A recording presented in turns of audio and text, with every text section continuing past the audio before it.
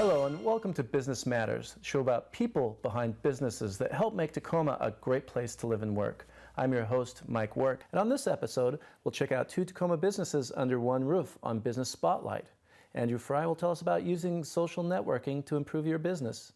And today, my guest is Ruth Delanius, owner of the Delanius Agency. Welcome, Ruth. Thank you. And thanks for being here today. I think this is the first time we've had an insurance specialist on Business Matters. I'm really looking forward to learning more about what business people should know about insurance. So tell us about your business. How do you describe it in a nutshell? We are an agency. We do all types of personal insurance, and then we also do business insurance. And I'm fortunate to represent farmers because they specialize in small business insurance. Oh, is that right? Yeah. Okay, so, that's a niche there, so you've focused in on that in the Tacoma area. Yeah, there's a lot of great small businesses in Tacoma. Yeah, I think Tacoma is really becoming known for small businesses. There are a lot of them here, a lot of really great, interesting businesses. So you've probably encountered a lot of people who are fairly early on in their developing their businesses?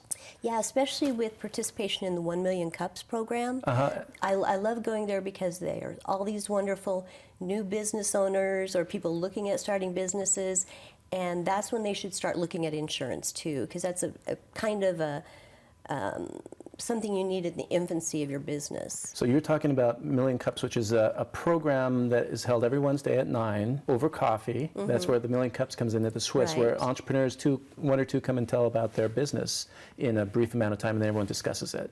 And a lot of times people come in with just an idea, and then they get assistance from all the people at 1 Million Cup as how to move forward, the best way to maybe handle one situation or another situation. And I have just loved going to that because all these people that are new in business, I've been in business with my own agency for about 20 years, so there's all these newbies that have this wonderful energy and all these great ideas on what to do. And it's just, reinvigorated my excitement for having my own business. I'm glad you brought that up because Million Cups is a program that happens all over the country.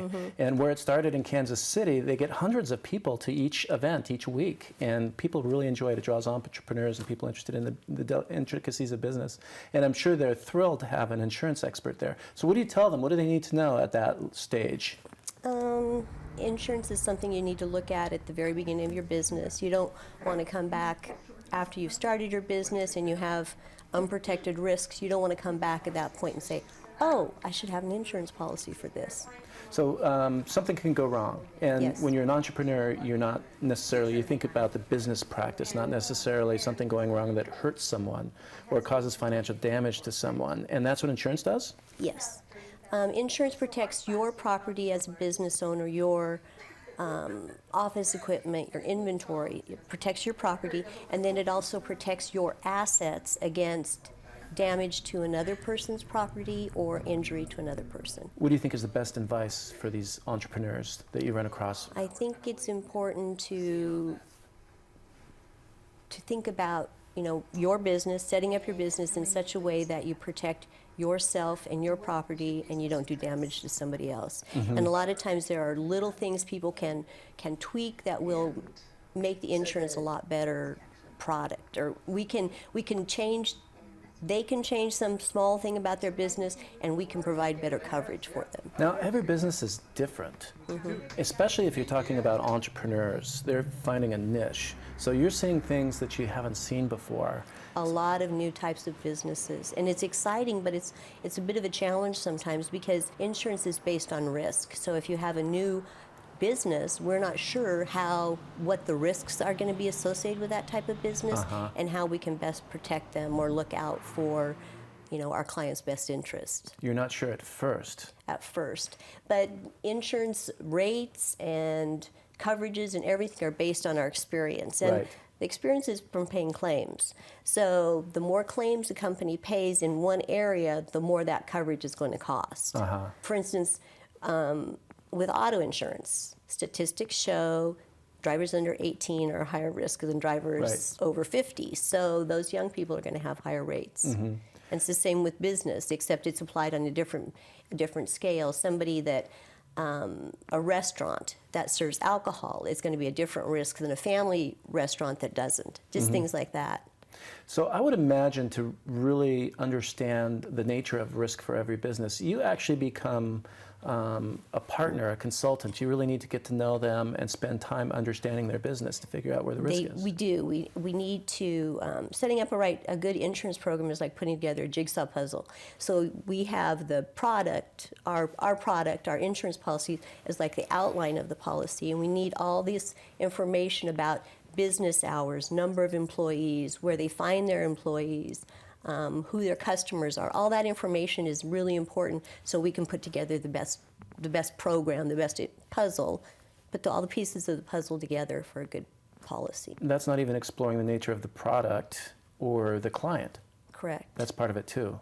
Yeah, but all those things fit together. Uh-huh.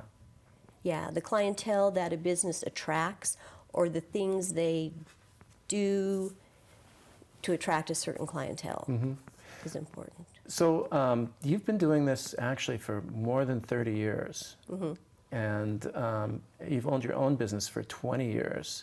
You've seen business evolve and develop. What have you observed in your time? Oh, I think that the whole, how society views insurance has changed a lot, and how insurance agencies are run has changed a lot. I think that in the past, when I started, insurance was, and especially insurance salespeople, were viewed as kind of used car salesmen. They're fast talking and maybe not very reputable. And now we're more consultants. We're more information officers. We have all this information, and we need to pass it on to our clients so they can choose the best coverages. And we also, most companies have a risk management team where we can get someone from our home office to come out and go through with one of the business owners. They can go through their program with them and say, okay, if you make your exit sign this much bigger, it will be That much safer. safer. So you become a partner. Yes, definitely a partner, a consultant. Just like a business owner needs, an accountant, or sometimes they need an attorney. They need an insurance or risk management consultant to help them. So early in your career, you were an employee. Yes. But at some point, you decided to go out and start your own agency, and you've been a business owner, small business owner, for 20 years now. But I always like to find out, what was the transition experience like? What was it like taking that leap to your own business? Well, I started as a part-time receptionist, and so that was very, it was a job. And I liked it. I caught on quickly, and then I started working full-time for an agent. And then there was a spot for a trainer with the district manager training the new agents as they came on board. And so I was doing both of those things. And training the new agents was so much fun. I didn't realize I had all this knowledge. And one of the agents goes, "Why don't you do this for yourself?" And I'm like, "I don't know. Why don't I do this for myself?" And so that started the wheels turning. And I spoke with my husband, and pretty soon, 6 months later, I started my own agency. So. And now you're in Old Town. Yes. And you're part of that community, and you're actually involved with the Neighborhood Business Association there. Yeah, it's been great to get involved with the association. It's one of the first things I did when I moved there 3 years ago, because it's nice to know who your neighbors are, to understand the other businesses, and we work together to accomplish things that are going to benefit our district. And we're kind of a unique business district because we have a large residential area there. There's a lot of people close by. Houses, within condos, our district. right behind that area.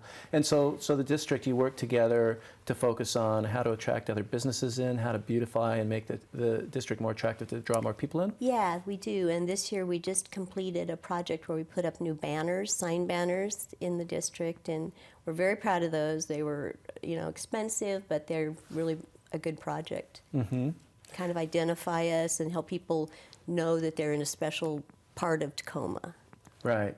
And so that's rewarding. You help small business people all throughout the area, and you work on building your own district, so you're exposed to the business climate in Tacoma in an interesting way. Yeah. So what are you looking forward to in the future? What's next? We're always looking for new customers and clients. I have one full-time staff person and another person that's raring to go full-time. She just needs to, build up her part of the agency to do that. So we want to expand, we want more customers, we want to get better at what we do, and we want to help people have businesses and personally have the best coverage that they can.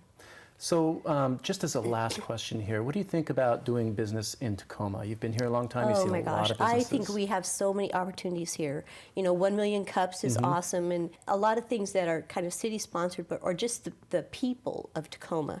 I love this program, and then there's Tacoma Means Business. They have the neighborhood business districts, the Cross District Association. And our city is so helpful. You can get a lot, as a business owner, you can get a lot of helpful information from the city about setting up your business, about, licensing, and about just free leads and stuff like that. They have a database where they can show you, you can get information about the people in your area or people with a certain demographic. And you're talking about the Tacoma Economic Development Office now. Yes, Yeah, great exactly. resource, as well as all these other things in the community, which are wonderful, not to mention all the great restaurants and places to hang out. Wonderful, great. Well, that's given me some really interesting insight into the Tacoma business scene. So I guess we'll have to have insurance people on the show more often. We're not as bad as we get the reputation for. Oh, I only have good reputation about insurance people. Ruth, thank you so much for being on the show today. Thank you for having me. After this break, we'll be back with Tacoma Means Business, where Andrew Fry will tell us about getting social with business.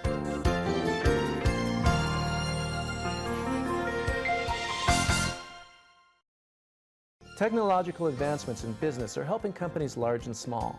Social media continues making new inroads on the electronic superhighway of business opportunities. And in this edition of Tacoma Means Business, Andrew Fry is in the driver's seat on how to get ahead with technology.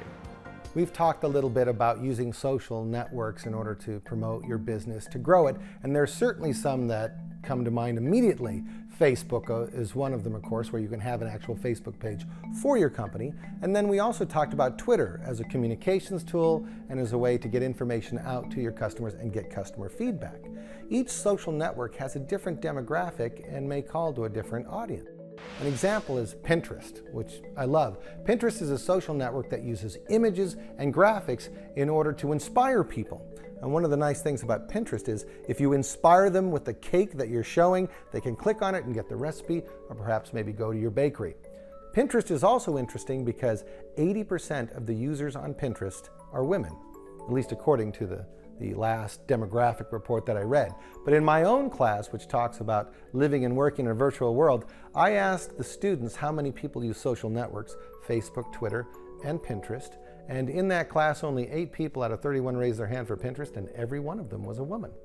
Now, as far as the demographic goes, if that's a demographic that you're trying to reach, that you want to communicate with, that's an excellent opportunity to use that particular site. I want to talk about one last social network that has, in some ways, limited functionality, but it can work as a great tool for your small business, and that's Instagram. Instagram is more of a posting tool. It definitely is a social network because you invite people on in order to be part of your Instagram viewership. But Instagram is all about taking those photos, putting them online, and sending a message. There are certain companies that do it really well. Disneyland has an Instagram account that's fabulous because it totally promotes its brand all the time in a very enjoyable way. You go on there and you can see the world of color and the Mickey wheel and California Adventure, or you can see a dad and his daughter bowing down and getting an autograph from a princess, and they bring memories up, and it makes you think, hey, I might want to go back to Disneyland. So for your small business, what can Instagram do for you? Number one, it can help create a connection, a real connection to your customers on the local basis. It can tell your story, and a personal story, because that's what the images do. How do you leverage it? Well, you basically start promoting the things that you want to build your brand. What is it that makes you special? What is it that is intimate about your company that you want to share with your customers? And then you need to build the viewership on your Instagram account, and that's where you need to integrate it with the other social networks that you're using. If you would like more information on Instagram, or would like to take a look at how it's being used, go to www.instagram.com. And if you do choose to use it, make sure that you also get an analytic tool so you can know what's going on behind the scenes. You go ahead and invite them through Facebook and talk about your Instagram through Twitter and connect them all together. See if you can pull some of the viewership that you have there, some of your community, over to your Instagram, but as just a communication tool to tell your story, to build your brand, Instagram is definitely a social network you should look at. Thanks, Andrew. For more tips on helping grow your business, check out Tacoma's Community and Economic Development Program at tacomameansbusiness.com. When Business Matters returns, we visit 2 businesses under one roof, featuring a mix of art, painting, and champagne tasting in the spotlight.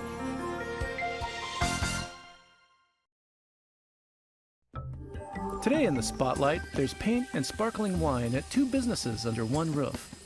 I'm Carrie Cole, and we are at the Blue Octopus and 52 Degrees. Carrie is the owner of 2 businesses, one an art studio, the other a bar, both in the same building on North Pearl Street, just a few blocks from Point Defiance Park. The Blue Octopus is a painting party space where people can come in, and for a couple of hours we teach them how to paint, and we offer all the supplies, give them a glass of wine, beer, or champagne. The studio provides room for customers to try their artistic hand at painting. No experience necessary. While the other corner of the building features a mini pub with tastings of red, white, and sparkling wines, champagne, and microbrews, a dual revenue stream based on paints and the pints. So I opened a little speakeasy type bar inside the Blue Octopus called 52 Degrees, and 52 degrees is the perfect temperature to hold wine, but it's also the perfect temperature to serve champagne. So we have a good selection of craft beer on tap. We recognize that not everybody likes champagne. Everyone has a different palate. Carrie hosts painting parties where she encourages everyone to express themselves with inspiration from the Blue Octopus studio environment. So it's kind of fun to just come and hang out in the space and be around art and artistic people, and we always have good music, and it's a good vibe in the space. They provide all the supplies needed for your own masterpiece. What we hear our customers say is that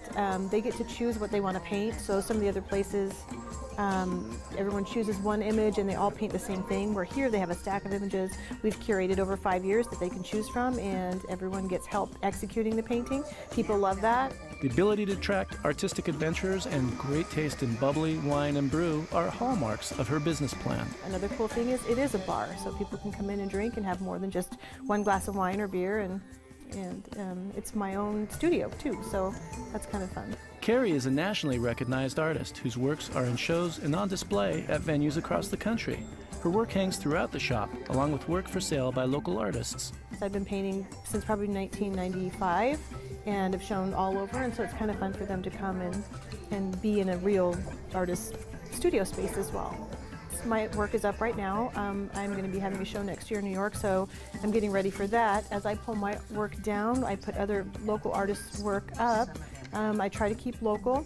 Sips and Canvas is the premier service of the Blue Octopus. It's designed for those 21 and older. A glass of red, white, or sparkling wine or a craft beer is included in the package as a way to help shake out any artistic inhibitions. When people are getting stuck, we'll put the glass in their hand and say, have a sip, it's going to get you out of your head, it's going to get you relaxed, you will paint better. Sometimes Carrie gets some interesting feedback from her customers the day after a successful painting party. So I have a message on Facebook the next day saying that they thought their creation looked a little better the night before. You may think that the client base of 52 Degrees and the Blue Octopus are opposite in nature, but Carrie finds that the demographic makeup of both sets of customers share a lot in common. It kind of cross-pollinates. People that like to drink, like art, like to taste wine, like art. People who like to paint, like to drink. So it just makes sense. Carrie plans on growing the business and hints something is in the works now for unveiling in the near future, but she's very hush-hush about the details. Big changes coming toward the end of the year, exciting changes. I'm not at liberty to talk about them right now, but like I said, if you just stay tuned, you're going to see that we're going to continue to grow, and we're going to be part of this community and growing art in this community for years to come. The Blue Octopus and 52 Degrees are destination businesses unique to the Tacoma area. The reason Carrie established them here was simple. I live in Tacoma. I love Tacoma. Tacoma's got a great group of art venues, events, artists. People that live here are very open to the arts, very supportive of the arts. So I put my money where my tax dollars go, and love the customers that come in from the greater area too. Carrie says the point of the business is to have some artistic fun.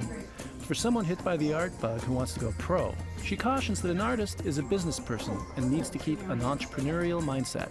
You have to have a business plan, you have to be smart about it. You can't just throw your art up somewhere and think that it's going to work. I've had artists ask me if they could just put their art up and hope that it's going to sell. That's not how it works. We've got social media, we've got Instagram, Facebook. There's just a myriad of things that you can do to stay connected to your community, get people involved, do events, have people come through the doors, and then figure out a way to make it work. That's it for Business Matters. Join me next time for more insight into the Tacoma business scene. See you then.